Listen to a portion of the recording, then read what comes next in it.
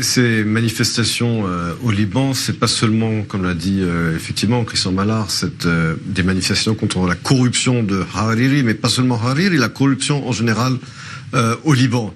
Il faut bien comprendre que les contre-manifestants, c'est qui? C'est des gens qui sont soutenus par le Hezbollah.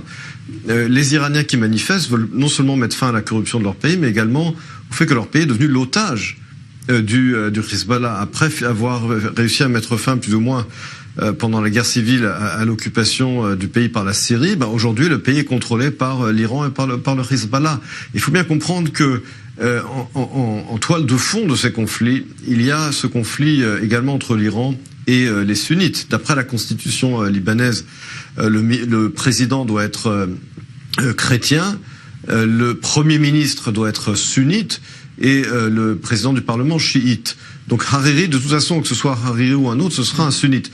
Mais Hariri a essayé de lutter contre cette mainmise du Hezbollah sur son pays, et là il est clairement écarté, et cela indique également l'affaiblissement de l'Arabie Saoudite, l'affaiblissement des États-Unis dans la région, puisque en quittant la région, finalement, les États-Unis laissent tomber leurs alliés, et cela inclut également Hariri, qui est pro-occidental et qui se retrouve seul finalement face à l'hégémonie iranienne, face effectivement au comportement du président Aoun. Christian Mallard a utilisé l'expression de collabo. Ça n'est pas complètement faux. Il est chrétien, il est censé défendre les intérêts des chrétiens. Or, il est au pas et à l'œil des Iraniens et du Hezbollah. Donc, il faut bien comprendre cette crise politique du Liban dans le cadre plus large des luttes géopolitiques de la région, du retrait américain et de la mainmise du Hezbollah et de l'Iran sur l'Iran. Mais il y a quand même ce pouvoir aujourd'hui qui est pris par la rue au Liban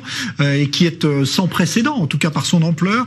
Est-ce que ça ne va pas quand même peut-être déconcerter? On a vu aujourd'hui des premiers actes de violence commis par des militants du Hezbollah. Est-ce que ça ne peut pas changer finalement l'ordre des choses? Vous savez, le Liban finalement n'a pas fait partie du mal nommé printemps arabe qui, à partir de 2011, a mené à la dislocation de beaucoup de pays de la région.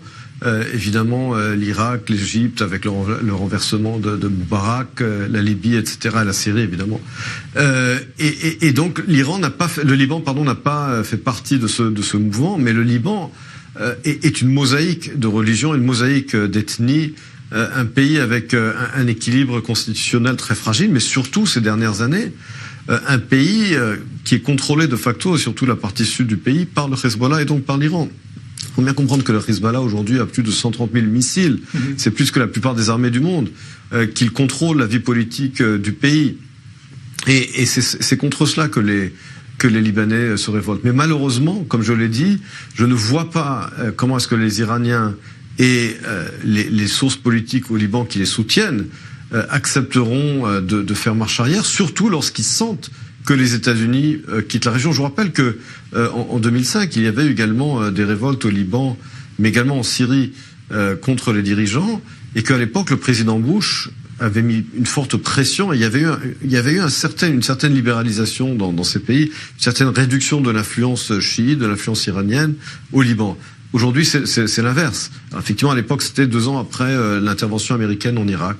Et aujourd'hui, la tendance est inverse. Et donc, malheureusement, je ne suis pas optimiste pour les Libanais qui veulent récupérer leur pays qui a été pris en otage, parce que, encore une fois, c'est l'une des conséquences, finalement, cet abandon des États-Unis, et cela a des conséquences également pour leurs alliés. C'est pas seulement les Kurdes en Syrie du Nord, c'est également aujourd'hui les chrétiens, mais également des sunnites du Liban. Merci beaucoup pour cette analyse, Emmanuel Navarro.